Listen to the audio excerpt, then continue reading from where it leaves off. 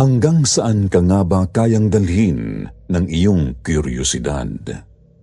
Kayanin mo kayang buksan ang isip mo kung mabigyan ka ng isang pambihirang pagkakataon na magkaroon ng kaalaman tungkol sa ibang mga nilalang sa mundo, na maaaring minsan mo na palang nakadaupang palad. Magandang araw po sa inyong lahat, Sitio Bangungot. Ako nga pala si Baste, 46 anyos, tubo mula sa isang maliit na barangay sa Bulacan, kung saan pa rin ako naninirahan hanggang ngayon. Lumaki ako na lolo't lola ko lang noon ang kasama ko sa buhay. Sanggol pa lang kasi ako nang iniwan ako ni nanay sa poder nila, dahil isa lang naman po akong malaking pagkakamali para sa kanya. Bunga lang naman ako ng isang gabing kataksilan niya noon sa kanyang asawa, na kahit kailan ay hindi ako nagawang tanggapin. Pinatawad nito si nanay sa kasalanan niya, pero kasama sa kasunduan nila na hindi ako magiging parte ng kanilang pamilya oras na ipanganak ako. Nung bata ako, hindi naman to naging kaso sa akin.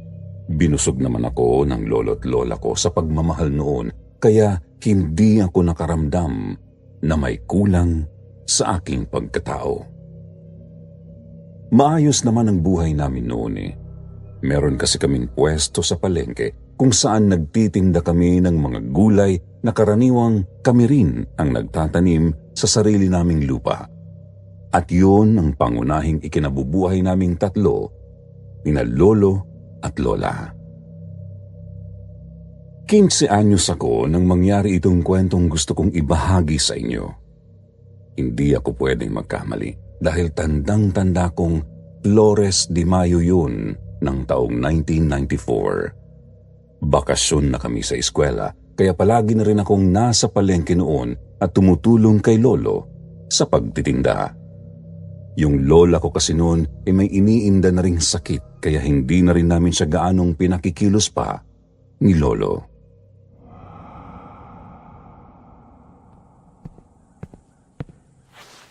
Magandang hapon sa inyo, Mang Emil. Baste, pagbilan nga ako ng 5 kilong kalamansi. Isang hapon, nag-aagaw na ang liwanag at dilim sa labas at nakapangalumbaba akong nanunood noon sa mga nagkakabit ng banderitas sa kalsada para sa gaganaping sagala kinabukasan. Bigla na lang dumating si Kuya Joaquin, yung suki namin ni lolo sa paninda naming kalamansi, na kami rin mismo ang nagtanim.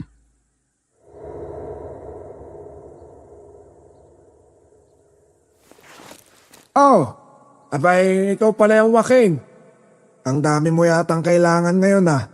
Marami yatang inuubos sa inyo.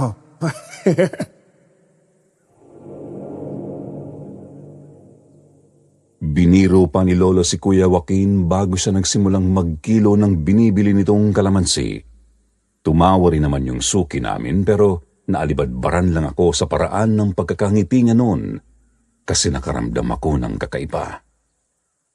Sa totoo lang kasi, Sir Jupiter, noon pa man ay talagang iba na ang pakiramdam ko rito sa suki naming si Kuya Joaquin.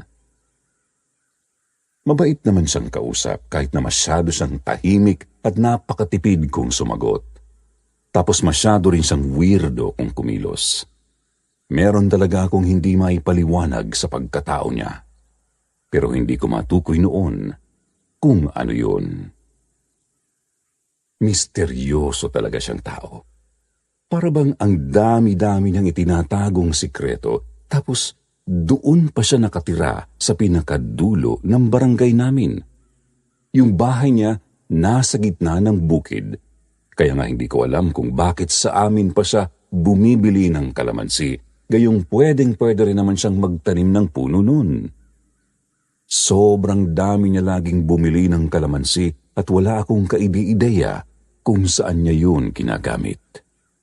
Talagang noon pa man ay sobrang tindi na ng nararamdaman kong kuryosidad sa pagkatao niya. Pero kahit kailan naman ay hindi ko naman naisip na magtanong kay Lolo tungkol sa kanya. Hindi ko alam kung bakit, pero parang natatakot ako eh.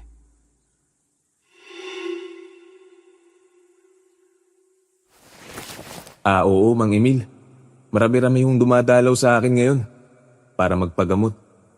Parang lumalakas na naman yata ang puwersa ng mga inayupak eh. Inayupak. Abay nung nakaraan lang, impacto ang tawag mo sa kanila.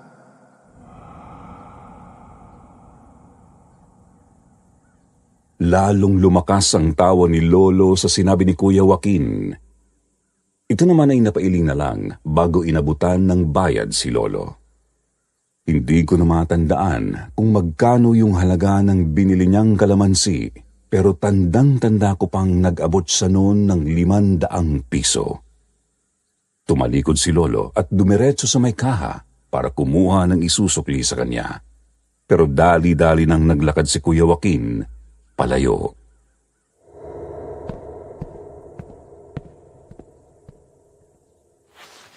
Lo, umalis na ho si Kuya Joaquin.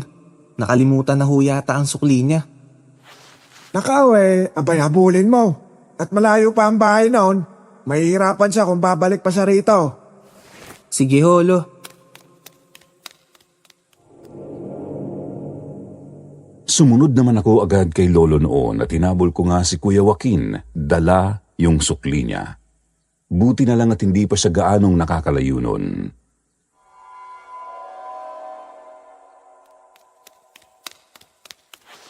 Kuya Joaquin! Kuya Joaquin!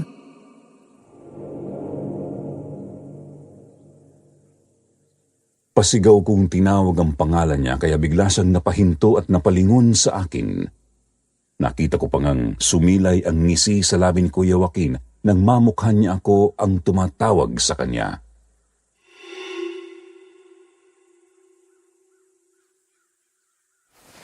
Oh, bakit basti? May kailangan ka ba? Wala ho. Yung sukli niyo ho kasi, naiwan niyo eh. Pinabibigay ho ni Lolo. Yan ba? Iniwan ko talaga yan sa inyo. Keep the change ka mo. Pakisabi kay Lolo mo. Ipangdagdag na lang kamo sa pang-maintenance ni Aling Mirna. Ho? Ang laki naman ho yata nito kuya. Sigurado ho kayo?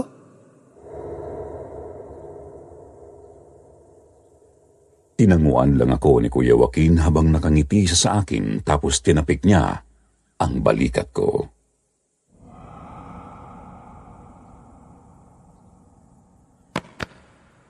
Oo, marami rin naman tong kalamansing binili ko sa inyo eh. Mukhang sinobra na naman sa timbang ng lolo mo. Sigurado, mga ilang araw din ang itatagal nito sa akin. Magagamit ko to ng husto. Salamat ho kuya. Pero matanong ko lang ho pala, ano ho bang pinanggagamitan nyo niyang mga kalamansing binibili nyo sa amin? Bakit para hong ang dami-dami lagi? Totoo ho bang pinanggagamot nyo yan sa ubo? Gaya ng sinabi ni Lolo kanina?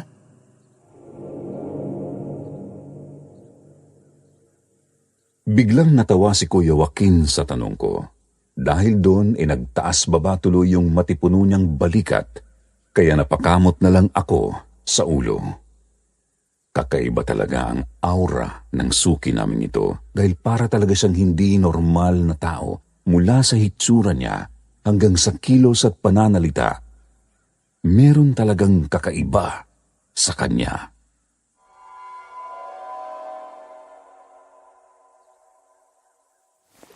Hindi. Nagbibiro lang yung lolo mo kanina, basti. Hindi naman talaga ubo yung tinutukoy niya eh. Bakit? Gusto mo bang sabihin ko rin sa'yo kung anong nalalaman ng lolo mo tungkol sa akin?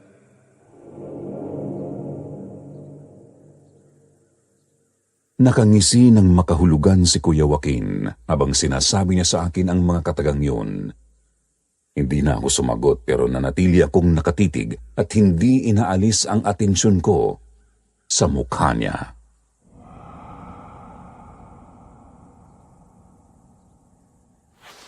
Ang totoo niyan, itong mga kalamansing to, ginagamit ko tong pangontra sa mga kalaban ko, basti.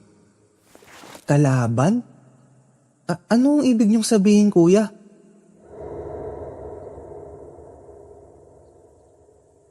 Imbes na sagutin ako, isang makahulugang ngisi na naman ang sumilay sa mga labi ni Kuya Joaquin. Tapos nakita kong may kinapasyang kung ano sa bulsa niya, pagkatapos ay ipinakita niya iyon sa akin. Isa yung kulay puting parang makinis na bato na animo kamukha ng patak ng luha ang hugis. Nakabalot yun kanina sa magkapatong na piraso ng kulay itim na kulay pulang tela bago niya yun kinalas para nga ipakita sa akin.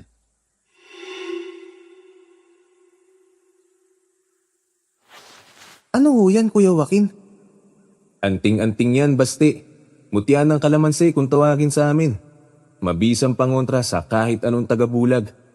Yang mutyang yan, may kakayahan niyang alisin ng kahit anong pagbabalat kayo ng anumang nilalang na makakaharap mo. Ibig sabihin, kapag meron ka nito, magkakaroon ka ng isang kakaibang kakayahan na magmumulat sa'yo sa ilang mga sikreto ng mundo na ngayon mo palang madidiskubre. Napakunot ng matindi ang noo ko sa mga sinasabi ni Kuya Joaquin. Hindi ko gaanong maintindihan noon kung ano ba ang mga sinasabi niya, kaya nawiwirduhan na naman tuloy ako sa kanya. Tapos bakas pa rin noon sa mukha niya yung kakaibang ngisi na parabang natutuwa siya sa pag-uusap namin. Pero ewan ko ba, hindi ko rin maintindihan noon ang sarili ko kung bakit parang nakuha niya talaga ang atensyon at kuryosidad ko.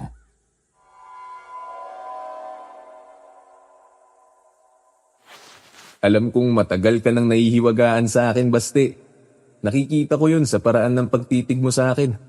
Nung unang beses ko palang bumili sa inyo ng kalamansi. Alam ko rin na maraming tanong na tumatakbo dyan sa isip mo. Kaya tatanungin kita ngayon. Gusto mo bang masagot ng lahat ng yan? Pagkatanong pa lang sa akin ni Kuya Joaquin ay mabilis pa yata sa 4:00 ang naging pagtango ko sa kanya. Lalong lumawak ang pagkakangisi niya dahil doon. Pagkatapos ay hiningi niya sa akin ang kanang kamay ko na mabilis ko namang iniabot. Maingat na inilagay ni Kuya Joaquin yung sinasabi niyang mutya sa palad ko. Nakapatong pa rin yun doon sa kulay pula at itim na tela. Sobrang namanghanga ako dahil nung eksaktong pagkalagay ni Kuya Joaquin nun sa palad ko, bigla na lang kuminang na akala mo tinamaan yun ng matinding liwanag. Sa sobrang pagkamangha ko nga nun, hindi ko napigilang hipuin yung mismong mutya gamit ang kabilang kamay ko. Ang kaso, sa gulat ko ay bigla na lang ako nung napaso.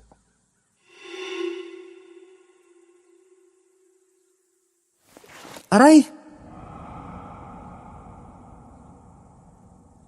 Talagang napahiyaw ako sa sakit dahil para akong tinusok ng maraming karayom sa daliri. Nalapnos yung balat ko. Buti nga hindi ko naihagis yung mutya dahil naging alerto si Kuya Joaquin at nahawakan niya agad yung palad ko.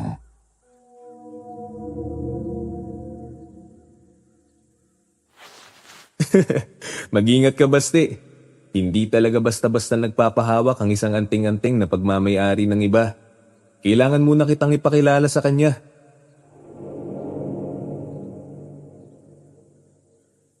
Pagkatapos sabihin yun ni Kuya Joaquin ay bigla na lang niyang inilapit sa bibig niya yung kamay ko. At parang meron siyang ibinulong doon na hindi ko maintindihan. Basta ang alam ko lang pagbalik niya ulit sa akin ng mutya, wala na akong naramdamang pang-init galing doon. Kahit na direkta niyang ipinatong yun sa palad ko nang wala man lang nakaharang na tela.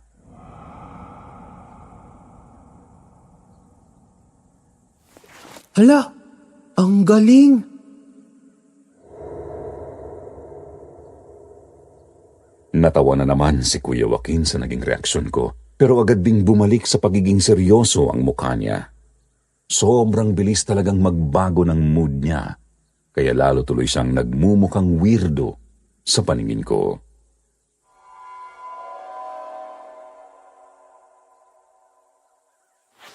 Huwag ka masyadong mamangha dyan, bata. Marami ka pang madidiskubre na baka lalo mo pang ikagulat. Siguraduhin mo lang na handa yung dibdib mo sa mga pwede mong makita ha. Baka mamaya, bigla ka nalang maihisa sa lawal.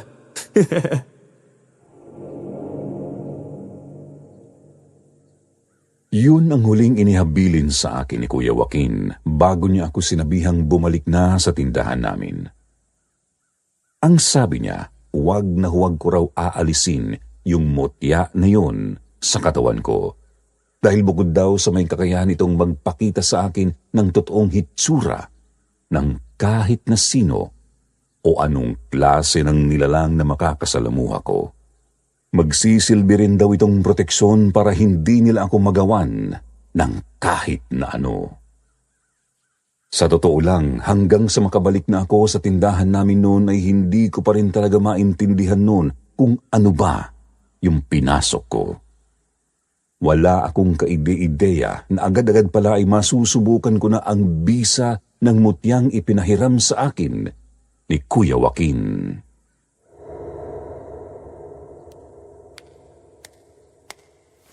Ay, saan ka ba galing, bata ka?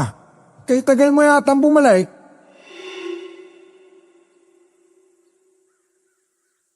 Napakamot ako sa ulo nang salubungin ako ni Lolo ng sermon. Dinumog na pala kasi kami ng customer at mag-isa lang siyang naiwan na nagtitinda doon.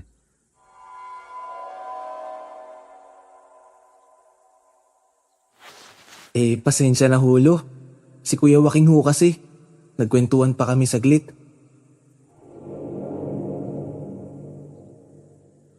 Saglit na napahinto si Lolo sa pagtitimbang ng kulay na binibili sa kanya ng customer namin dahil sa sinabi ko.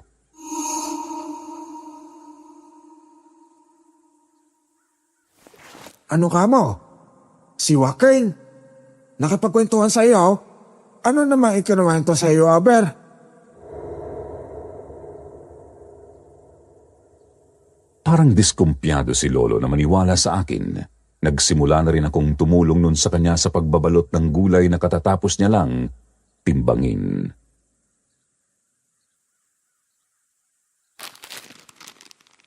Wala hulo. May pinakita lang ho siya sa... Pero bago ko pa maituloy ang anumang sasabihin ko, Sir Jupiter, bigla na lang akong napaatras palayo sa customer na aabutan ko sana ng ibinalot kong gulay. Nagulat kasi ako nang makita kong merong isang nilalang na nakasampa sa likod niya. Isang nilalang na animo hitsurang palaka yung mga kamay at paa na nakapulupot sa katawan ng lalaking customer namin. Ang ulo nito mukhang kakaiba. Nakabuka pa nga ang pagkalaki-laking bibig niya at nakakagat sa ulo ng customer kaya talagang natulala ako ng gusto.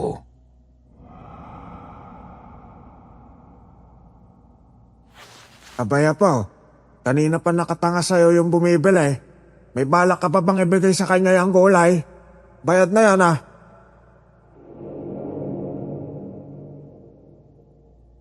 Naiiling akong siniko ni Lolo ng marahan at doon pa lang ako natauhan. Doon ko lang din napansin na medyo masama na pala ang tingin sa akin ng lalaking customer namin. Nahihimas-himas na sa balikat niya na halatang sumasakit.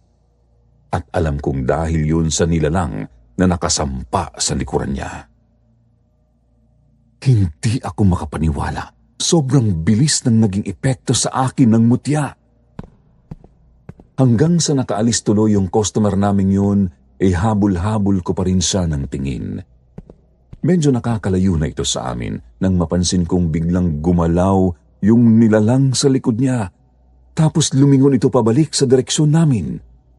Buti na lang alerto ako, Sir Jupiter. Naiiwas ko agad ang tingin ko sa kanila bago pa niya ako mahuli. Doon ko na-realize na kailangan ko nga pala talagang mag-ingat. Mahirap na baka mapahamak ako kapag nalaman ng mga kakaibang nilalang na yun na nakikita ko sila. Sobrang tindi ng kilabot na nararamdaman ko ng mga sandaling yun. Hindi ko akalaing totoo pala talaga na may mga ganong klaseng nilalang tayong kasama na namumuhay dito sa ibabaw ng mundo. Parang bigla tuloy akong nagsisi na tinanggap ko yung mutyang ipinahiram sa akin ni Kuya Joaquin. Problema ko nga tuloy ng gabing yon ay kung paano ako matutulog. Umuwi kami ni Lolo sa bahay na hindi pa rin ako mapakali. Nasa labas pa lang kami ng bakuran namin noon ay naririnig ko ng uubo-ubo ang lola ko. Kasama niya naman yung isa naming kamag-anak na nagpresentang tumingin kay Lola kapag nasa palengke kami ni Lolo. Kaya hindi naman kami nag-aalala nung una, pero bigla na lang nagbago ang pakiramdam ko nung makatapak na nga ako sa loob ng bakuran namin.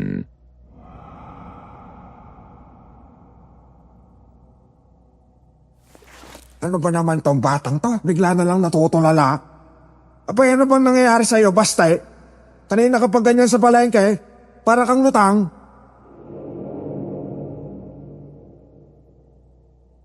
Medyo nahimigan ko na ang inis sa boses ni Lolo, pero wala pa rin doon ang isip ko. Nakatuon na kasi ang mga mata ko sa likod ng malaking puno ng langka na katabi lang noon ng bahay namin. Paano kasi? Meron ako napansing tila gumagalaw-galaw na bagay doon na habang naglalakad ako papalapit ay lumilinaw ang hitsura. Isa yung nilalang na kulay itim ang balat. Mukha itong aso pero nakapagtataka ang laki nito. Pati na rin ang paraan nito ng pagtayo. Gamit lang ang dalawa nitong paa. Kitang-kita kong sinusundan kami nito ng tingin ni Lolo habang papalapit kami sa pintuan ng bahay. Kaya hindi rin nakaligtas sa paningin ko na meron itong tilang mistulang dila na nakalawit galing sa loob ng ilong niya habang ang mga mata nito ay parang luluwa na habang nakatitig sa amin ng masama. Alam ko, Sir Jupiter, na alam niyang nakita ko siya dahil nagkasalubong kami ng tingin. Kaya nga nang mapahinto ako mismo sa tapat niya ay dali-dali na rin siyang kumaripas ng takbo kahit na parang maging siya ay gulat na gulat din.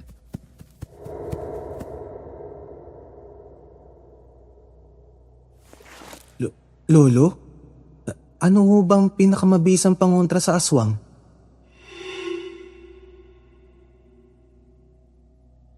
Nangangatal ang boses ko nang tanungin ko yon kay Lolo Emil. Nalaki naman ang mga mata ng lolo ko pero agad siyang sumagot.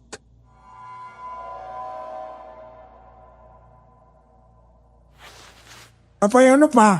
E di asain.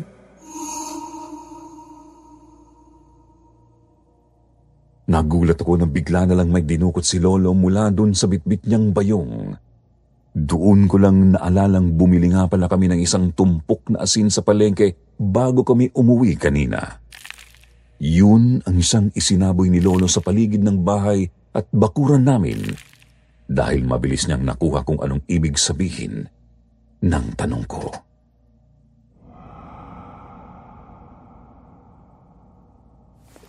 Umamin ka nga sa akin, Baste. Anong pinag-usapan niyo ni Joaquin? Ano ang ipinakita niya sa'yo at namataan mo agad ng aswang na yon sa labas? Naggulat na lang ako sa naging tono ng pananalita sa akin ni Lolo pagkapasok namin sa bahay. Doon ko lang napagtanto na parang may alam pala si Lolo tungkol sa tunay na pagkatao ni Kuya Joaquin kaysa sa inaakala ko. Dahil tuloy doon inapilitan na lang akong umamin at ipakita kay Lolo ang tungkol sa mutya ng kalamansi na ipinahiram sa akin ni Kuya Joaquin.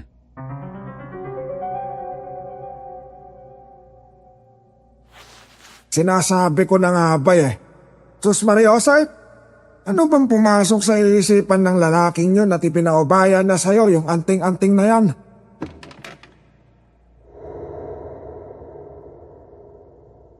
Napabuntong hininga na lang si Lolo at nanghihinang napaupo sa papag na katabi ng kinahihigaan ni Lola. Hindi naman ako makatingin sa kanya. Hindi ko maamin ang totoo ay ako naman talaga ang may gustong ipahiram sa akin ni Kuya Joaquin yun dahil sa aking kuryosidad.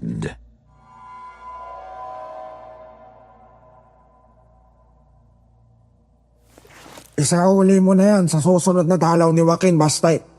Hindi ka dapat humahawak ng mga ganyang bagay dahil baka ikapahamak mo pa yan.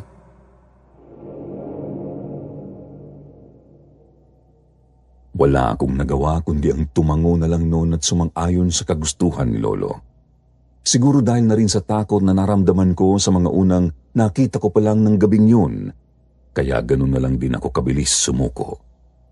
Pero hindi ko inaasahan ang masasaksihan ko kinabukasan din agad pagkatapos mapasa sa akin ang mutyang yun. Mga bandang 7:00 yata ng gabi nang magsimula ang saggala sa kalsada. Doon mismo sa tapat ng palengke kung saan kami nakapwesto. Kitang-kita yun mula sa tindahan namin kaya wiling-wili kami sa panunood ni Lolo kahit na marami noon ang disappointed daw dahil yung gaganap na Reyna Elena ng barangay namin hindi naman ganun kagandahan. Hindi pa rin kami nagsasara ng tindahan noon dahil nga inaabang naming dumaan ulit si Kuya Joaquin.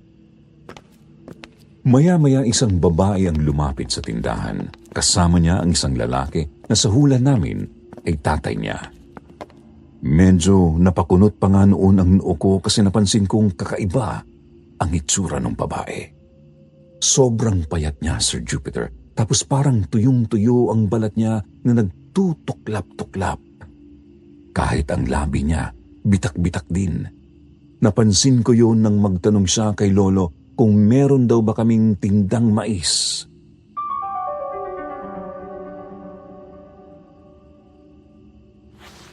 Naku, Inay, meron pa pero ilang piraso na lang to. Ayos na yan, Mang Emil. Bibilin ko na lang para makakain ni ring dalaga ko. Hindi ko na kasi alam ang gagawin ko para gumaling eh. Ilang araw nang walang ganang kumain yan. Gawa ng iniindang sakit.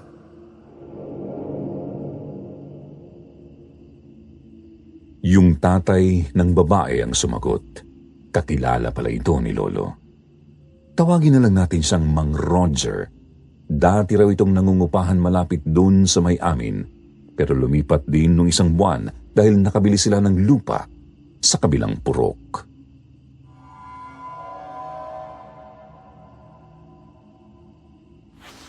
Payo nga no. Napaano ba yung anak mo, Roger? Napatingin niyo na ba sa doktor yan?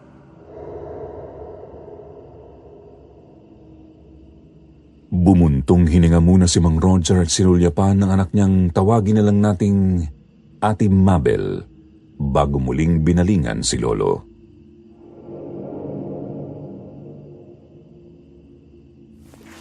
Hindi ko nga alam, Mang Emil eh. Sa totoo lang, kahit mga doktor, hindi rin mapaliwanag ang sakit niya. Lahat naman ng mga test niya normal. Wala naman daw siyang sakit, pero tignan niya naman ang itsura. Abay, oo. Klase, parang butot balat na yung anak mo ah. Hindi kaya yan ay...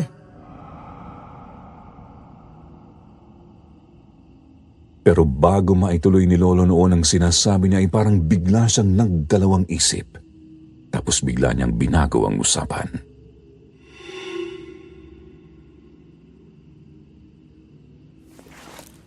Ano raw pa ang nararamdaman niyang anak mo, Roger? At kailan ba nagsimula yan? Di ba't nung nakaraan lang naghahanap ang asawa mo na mapagtatayaan ng gown? Dahil isasali raw sa sagala yung dalaga niya, oh. Ayun na nga, Mang Emil eh. Biglaan talaga nangyari din sa anak ko. Ito dapat na magre-Reyna Elena eh. Kaso bigla naman nagkaganyan.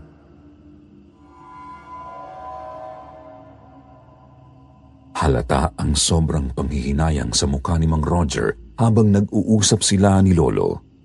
Tutok na tutok naman ang atensyon ko sa kanila kaya lang maya-maya na-distract ako nung biglaan lang akong nakakita ng malaking bangaw sa harap ko.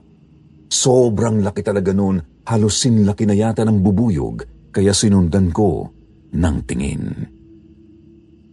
Nakita ko dumapo ito doon mismo sa balikat ni Ate Mabel pero parang hindi niya naman ito napapansin. Tinitigan ko pa rin yung bangaw hanggang sa maya-maya ay nakita kong pumasok ito sa tenga ng dalaga. Napasinghap talaga ako noon. Napatayo pa nga ako sa kinauupuan ko eh. Pero si Ate Mabel parang hindi niya naman naramdaman yun. Doon na ako ng lamig. Lalo na nang makita kong sunod-sunod na ang naging pagdating ng mga bangaw sa paligid na lahat ay pumapasok sa tenga ng dalaga. Parang ako lang talaga ang nakakapansin noon dahil wala namang reaksyon yung ibang tao sa paligid namin, kabilang na si Ate Mabel.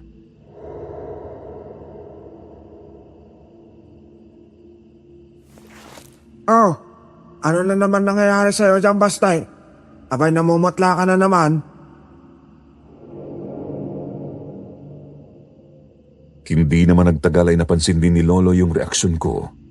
Para naman akong natataing bumaling sa kanya ng tingin habang marhan akong tumuturo kay Ate Mabel.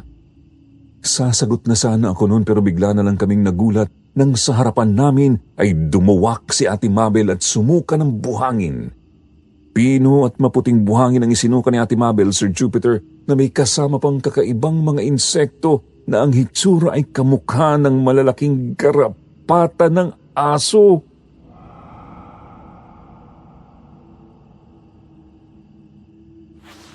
Lolo, kanina pa ho may umaaligid na mga insekto kay Ate Mabel. Nakita ko ho, pumapasok yun sa tenga niya. Parang bigla ring natulala si Lolo sa sinabi ko. Napasulyap siya kay Ate Mabel tapos napailing siya na nanlalaki ang mga mata. Bigla niyang hinawakan ang balikat ni Mang Roger.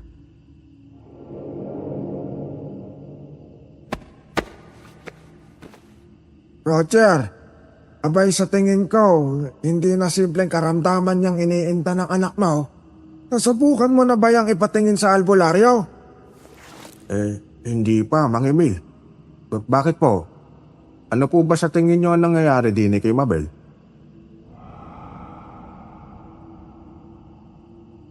Pero hindi na sinagot pa ni Lolo ang tanong ni Mang Roger noon. Binalingan niya na lang ako bigla at inutusang magsarado na raw kami ng maaga kahit hindi pa naman tapos ang prosesyon.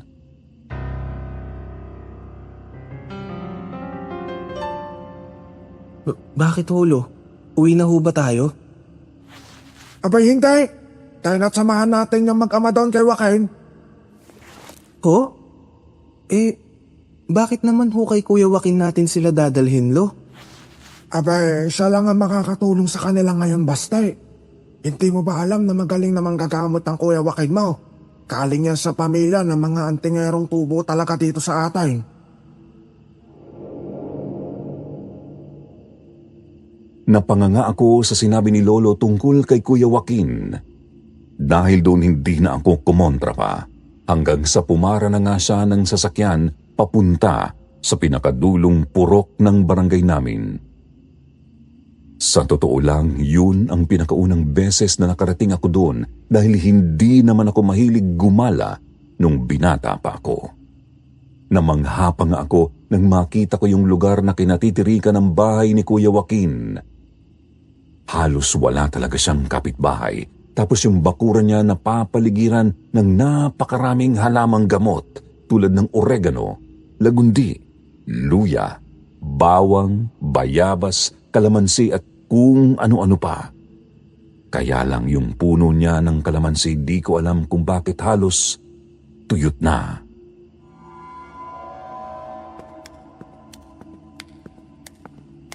Iyang tuyot na puno ng mga kalamansing nakikita mo. Diyan galing ang mutyang ipinahiram sa'yo ni Joaquin. Kaya nga sa atin sa kumukuha ng kalamansi dahil yon ang ginagamit niyang pangontra sa mga tagabulag ng mga nakakalaban niyang nilalang dito sa atay.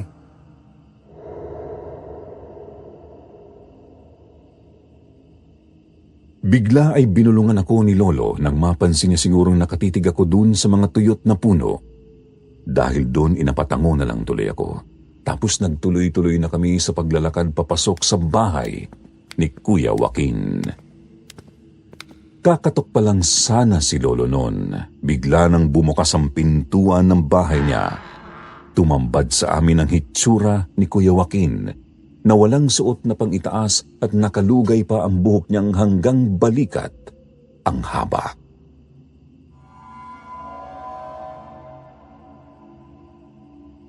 Naramdaman kong darating kayo, Mang Emil. Kaya hindi na ako natulog ng maaga. Halina ho't pumasok kayo sa bahay ko.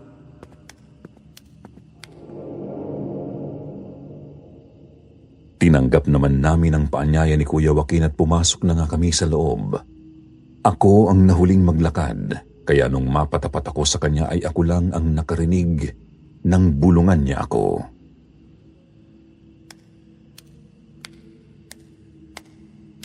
Sa'yo muna yan. Mamaya ako nakukunin. Gusto kong makita mo kung anong klaseng mga kalaban ang sinasabi ko sa'yo kagabi.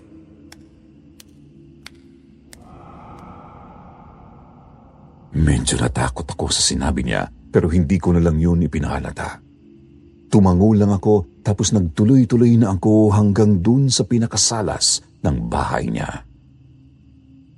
Dun sa bahay ni Kuya Joaquin, ang dami kong nakitang mga kakaibang bagay na nakadisplay sa may altar niya. Marami doong mga kandila na kulay itim, pula, puti, at meron pang ang asul na hindi ko alam kung paano ginagamit. Meron din doong bungo ng tao na hindi ko alam kung totoo. Tapos meron ding mga iba't ibang makikinis na bato, pati na rin mga rosaryo. Nawili ako sa pagtingin-tingin sa buong paligid ng bahay, lalo na at parabang napakagaan ng pakiramdam ko nung pumasok ako doon.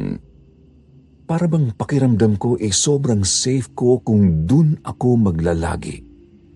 Napukaw lang ulit ang atensyon ko nang maya-maya ay nagsalita na ulit si Kuya Joaquin.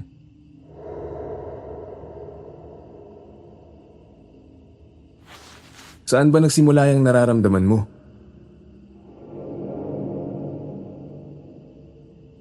Direktang tinanong ni Kuya Joaquin si Ate Mabel. Sumagot naman ito agad na parang hirap na hirap. Itinuro niya yung sikmura niya tapos sabi niya ay nagsimula raw yun nung una sa simpleng pananakit lang ng tiyan. Hanggang sa napansin niya na raw na pati ang bandang likod niya ay kumikirot na rin. Sunod naman noon ay ang pagsakit ng kanyang ulo. Hanggang sa kalaunan na uwi na rin yun sa pagkahilo hanggang sa pagsusuka. Pero ayon din sa kanya ay ito pa lang naman daw ang unang beses na nagsuka siya ng buhangin na may nakasamang mga nakakadiring insekto.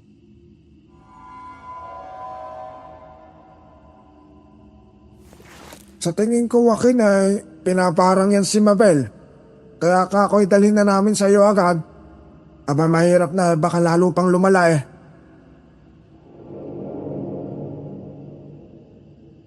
Naiiling pa si Lolo habang nagpapaliwanag kay Kuya Joaquin, agad din naman siyang tinanguan.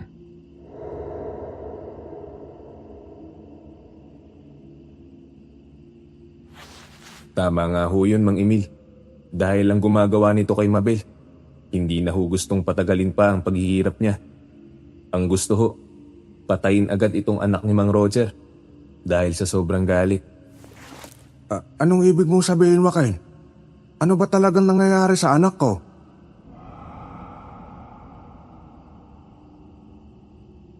Alalang-alala si Mang Roger at halos mamutla na habang nagtatanong siya kay Kuya Joaquin.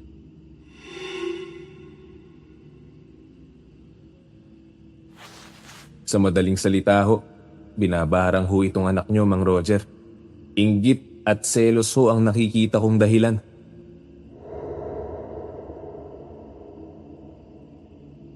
Hindi na talaga ako nagtaka ng iyon ang sabihin ni Kuya Joaquin sa kanila. Paano kasi? Maganda naman talaga itong si Ate Mabel at kahit noon pa man ay marami ng mga kabarangay namin ang naiinggit sa kanya. Kaya nga kahit na anong isip ko noon, hindi ko talaga mahulaan kung sino ba ang pwedeng gumawa sa kanya nito. Yun din ang naging tanong ni Mang Roger.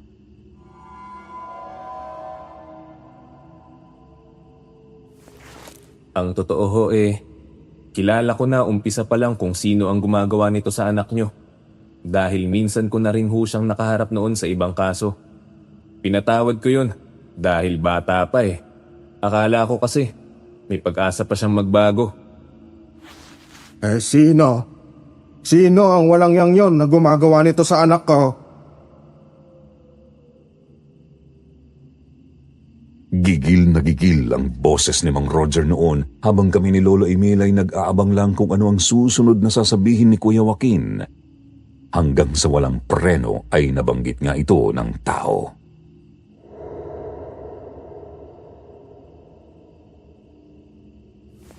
Yung gumanap na Reyna Elena sa Santa Cruzan ngayon. Siya ang gumawa nito kay Mabel. Siya rin ang gumawa nito sa dati nilang kapitbahay na naging kaagaw niya sa lalaki.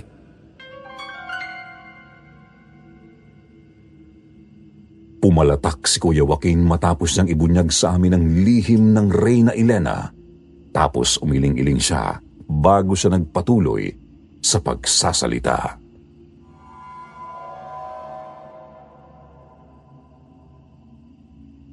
Hayaan nyo. Alam ko naman kung paano gagamutin itong si Mabel. Lalo na't hindi pa siya ganun kalala. Sisiguraduhin ko sa pagkakataong ito. Talagang magtatanda na yung mambabarang na yan. Nakaramdam ako ng takot sa himig na ginamit ni Kuya Joaquin noon.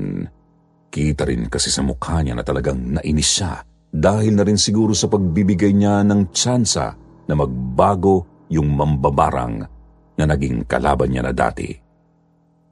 Hindi na siya nagpaligoy-ligoy pa pagkatapos noon at nakita ko na lang na inakay niya si Ate Mabel papunta sa isang may sandalang silya na gawa sa kawayan. Naghanda si Kuya Joaquin ng 8 piraso ng palito ng posporo, lubid, pati na rin ng kandilang itim at palangganang may tubig. Tapos ay nagsabit din siya ng rosaryo sa liig niya na malalaki yung mga bulitas na gawa sa marmol na itim. Nagdasal muna ng taimtim si Kuya Joaquin, gamit ang salitang Latin na hindi ko na matandaan man lang kahit na isang kataga. Pagkatapos noon, sinimulan niya ng itali muna doon mismo sa silya ang mga kamay at paa ni Ate Mabel. Pagkatapos ay kinausap ito tungkol sa mga pwedeng mangyari sa kanya.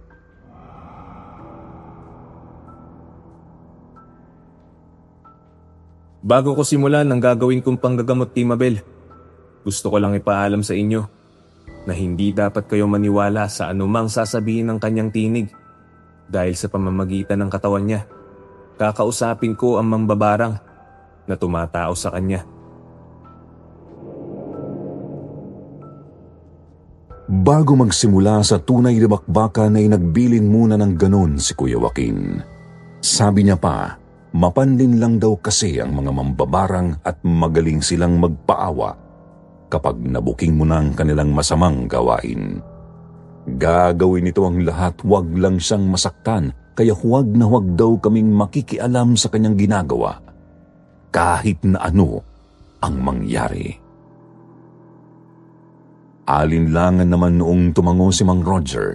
Alam kong gustuhin niya mang sumang-ayon na lang kay Kuya Joaquin noon ay hindi niya pa rin maialis sa sarili niya ang pag-aalala kay Ate Mabel. Naiintindihan ko naman yun dahil tatay siya. Pero hindi ko pa rin maiwasang kabahan dahil baka nga siya pa ang maging dahilan para lalo itong mapahamak. Hindi nagtagal ay sinimulan na ni Kuya Joaquin ang panggagamot. Nagsindi na siya ng kandila. Pagkatapos ay binulungan niya na naman ng dasal sa Latin yung suot niyang rosaryo. Pagkatapos noon nakita kong isa-isang isiniksik ng Kuya Joaquin yung mga palito ng posporo sa bawat pagitan ng mga daliri ni Ate Mabel, sa mga kamay nito at paa. Doon pa lang nagulat na kaming lahat dahil biglang sumigaw si Ate Mabel. Isang sigaw na hindi naman mukhang nanggagaling sa lalamunan niya kundi sa ilalim ng lupa. Para itong umiiyak na may halong galit.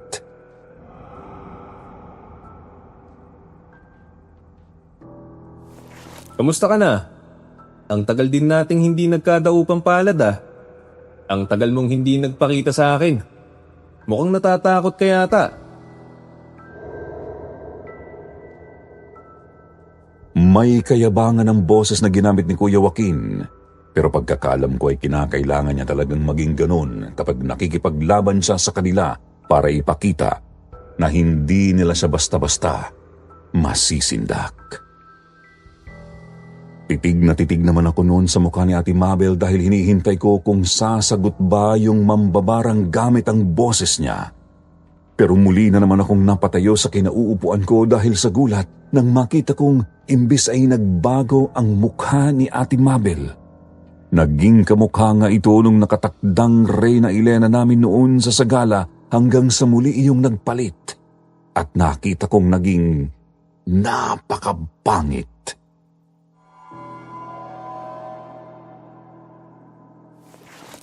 Diyos ko po, impacta!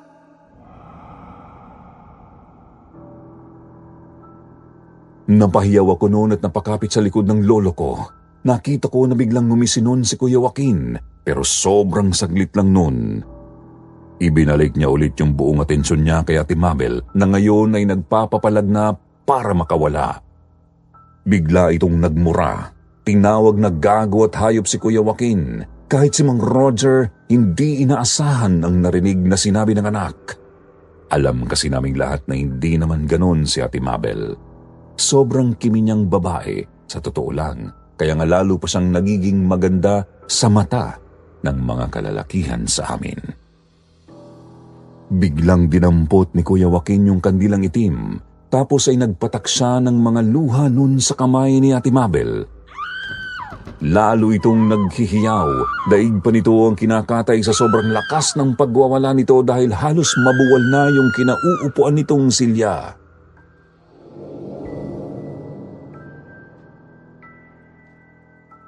Sinabi ko naman kasi sa'yo na magbagong buhay ka na, di ba? Pinagbigyan na kita nung una, pero inulit mo pa rin.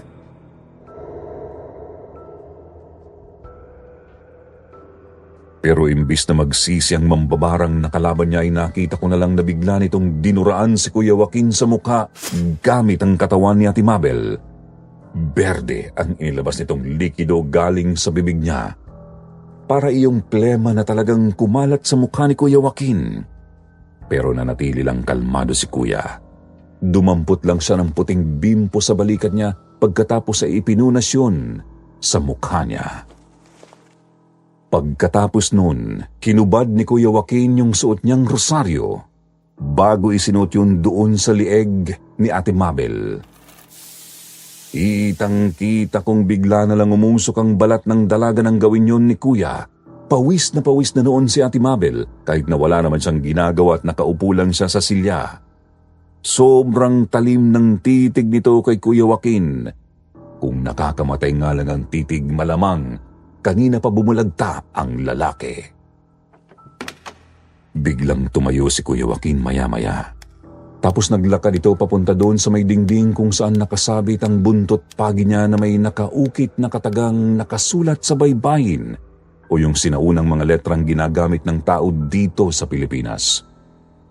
Hindi ko alam kung ano ang mga nakalagay doon pero ang hindi ko talagang makakalimutan ay nang makita kong iwas-iwas yun ng isang beses ni Kuya Joaquin.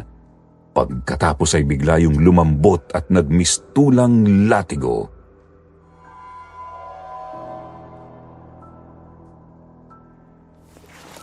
Teka, Joaquin. Huwag mong sabihin gagamitin mo yan sa anak ko. Hindi ako papayag dyan sa balak mo. Ayoko. Uuwi na lang kami na anak ko.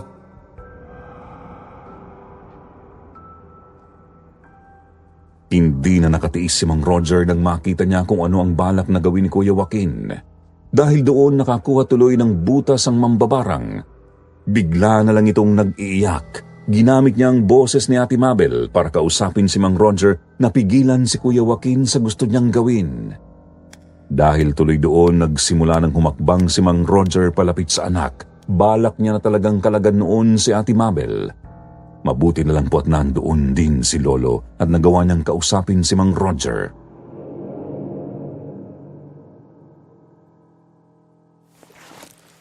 Sige Roger, gawin mo. Pigilan mo si Joaquin na iligtas ang buhay ng anak mo. Abay basta walang sisihan kapag tuluyan nang nawala sa inyo si Mabel, ha? Doon pa lang parang natigilan si Mang Roger.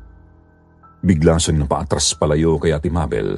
Maya-maya pa itinakpan niya bigla ang tenga niya tapos ay bumalik na siya sa pwesto niya kanina at hinayaan si Kuya Joaquin sa kailangan niyang gawin. Hindi na nag-aksaya pa ng pagkakataon ng antingero. Pagkalayo ni Mang Roger, inihataw niya na agad ang latigo kay Ate Mabel. Lumatay iyon mula sa kanyang mukha pati na rin sa halos buong braso niya na tinamaan ng latigo. Isang hiyaw na naman mula sa kalaban ang umalingaw-ngaw sa paligid pero sa pagkakataong ito, ang kasunod nun ay ang paghingi na ng tawad. Dinig na dinig naming lahat noon ang sinabi ng mambabarang. Paulit-ulit, sabi niya ay hindi na raw niya uulitin ang lahat ng ginawa niya. Inamin niyang isa lang siyang nilalang na punong-puno ng inggit sa katawan kaya hindi niya mapigilan ang sarili niya na saktan at pahirapan ang mga kinaiinggitan niya. Pero kung patatawarin daw siya ni Kuya Joaquin ngayon, sisiguraduhin niya raw na magbabago na siya. Pero hindi na pumayag pa si Kuya Joaquin. Sa totoo lang, gusto lang daw talaga niyang ipakita sa mambabarang na yon na kayang-kaya niya silang labanan. Pero ang plano pala talaga niya ay patalbugin ang lahat ng barang na ginawa nito kay Ate Mabel bago niya ito patayin. Kailangan niya raw talagang gawin yun dahil yun ang magsisilbing warning sa lahat ng mga katulad dito sa kanilang lugar para hindi ito pamarisan.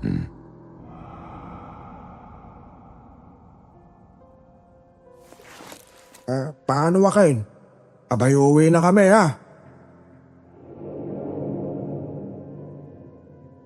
Matapos ang naging session ng panggagamot ni Kuya Joaquin kay Ate Mabel, sobrang namangha pa rin ako nang makita kong gumaling din kaagad lahat ng latay, lapnos na balat at galos na natamo ni Ate Mabel kanina nung ginagamot siya. Niwala nga yung naiwang bakas at parang hindi yun nangyari. Doon ko napatunayang talagang magaling na manggagamot itong si Kuya Joaquin. At dahil doon ay sobrang tumaas talaga ang paghanga at respeto ko sa kanya.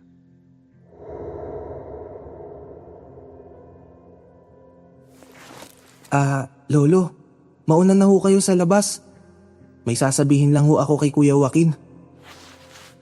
Ganun ba? O siya, sige. Bilisan mo lang at naghihintay ang lola mo sa atin.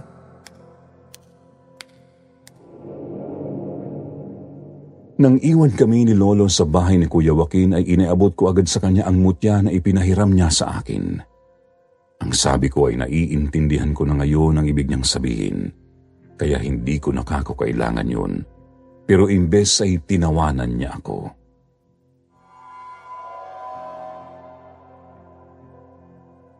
Sa tingin mo ba, ipapahiram ko sa'yo yan dahil lang sa gusto kong maintindihan mo ko? Nagkakamali ka doon, Basti. Anong ibig mong sabihin, Kuya? May iba akong mas malalim na dahilan kung bakit ko ginawa yon. Ang totoo niyan, matagal na kitang gustong turuan ng lahat ng nalalaman ko tungkol sa panggagamot. Kaya gusto kitang hikayatin na magkaroon ng interes dito sa ginagawa ko.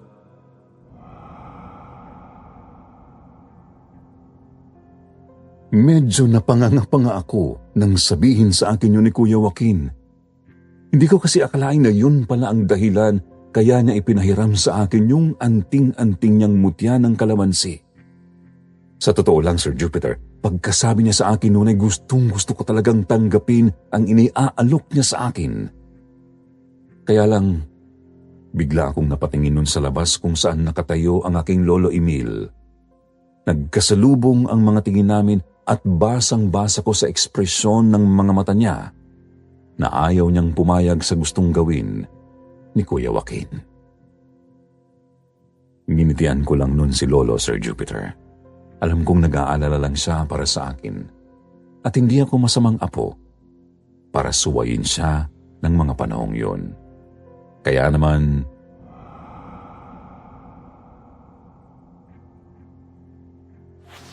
Pasensya ka na, Kuya Joaquin. Marami ka pa naman sigurong mahahanap na mas malaki ang potensyal kaysa sa akin. Okay na ako sa normal na buhay. Kaya hindi ko na lang tatanggapin ang alok mo.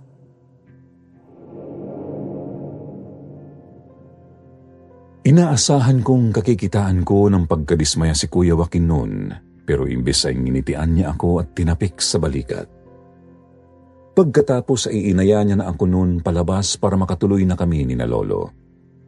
Pagkatapos ng gabing yun, Sir Jupiter, nabalitaan namin na unti-unti nangang bumuti ang lagay ni Ate Mabel.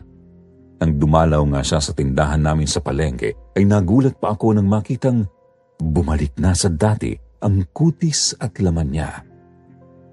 Hindi na siya ganun kapayat at hindi na nagbibitak-bitak pa ang kanyang balat. Mas malusog na siyang tingnan ulit kaysa nung huli kaming nagkita. Kaya malaki ang pasalamat nila kay Kuya Joaquin. Dahil nga doon, si Mang Roger ay talagang sinasadya pa si Kuya Joaquin sa bahay niya para lang bigyan ng kung ano-ano. Tulad ng saging, ulam at kung ano-ano pang pagkain. Samantala po pagkatapos daw ng gabi ng sagala, ay hindi na nakita pa ulit ng kahit sino sa lugar namin yung gumanap bilang Reyna Elena. Walang nakapagsabi kung saan siya nagtago.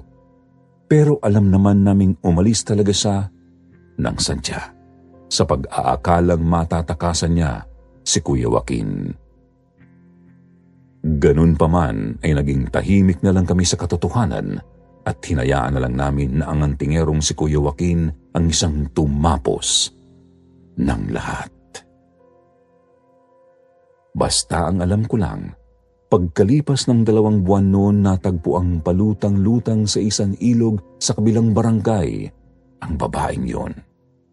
May nakakita kasi sa kanya nung gabi na tumalon daw siya doon at nagpakalunod. Parang nawala raw ito sa katinuan. Siguro ay dahil na rin sa sobrang tindi ng dinanas niyang parusa. Siya mismo ang naghirap sa kasakimang ipinaranas niya sa iba dahil hindi na inaasahang ibabalik yun sa kanya ng panahon. Sir Jupiter, pagkatapos ng lahat ng yun ay hindi naman na ako inalok pa ulit ni Kuya Joaquin na matutunan ang lahat ng alam niya. Pero meron po akong isang sikreto na hindi sinabi sa lolo ko.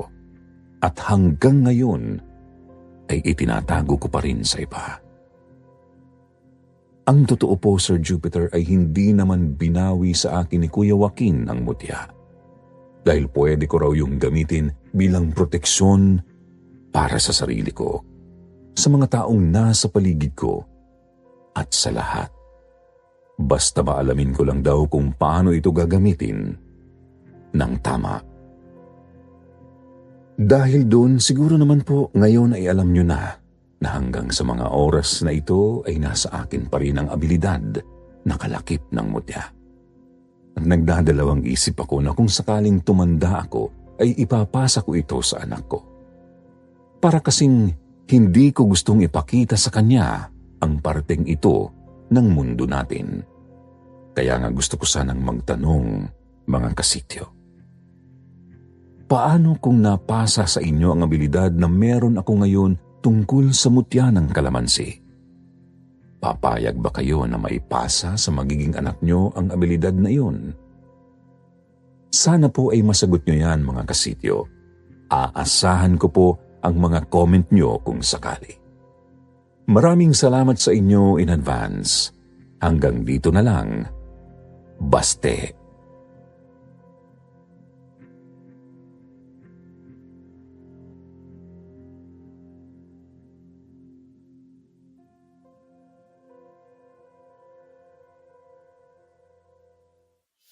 Parami ang gustong magpa-shoutout dito sa ating shoutout portion. Kaya naman eto na. Shoutout sa Ibanez family, Olitres family, Wilmy Villanueva. Shoutout din kay Kim Habel, Taylor Nuevo, Jimay Garganta. Shoutout din kay Mary Grace Alfonso, Jessica Huertas, Jandeli at tutor ni Mike. Shoutout din kay Riza Ngasaw at kay Kim Habel. Siyempre sa mga hindi pa po nabanggit, huwag po kayo mag-alala at huwag mainip. Isa-isa lang po ang pagbati natin sa inyong lahat. Para po kayo masali sa ating shoutout portion, Ilagay lang sa comment section ng inyong mga pangalan at gustong i-shoutout para maisama sa susunod na batch ng ating isi-shoutout. Muli po mula sa bumubuo ng kwentong Takip Silim, Sityo Bangungot at Sityo Pangil. Ito po ang inyong lingkod, Jupiter Torres. Nagpapasalamat.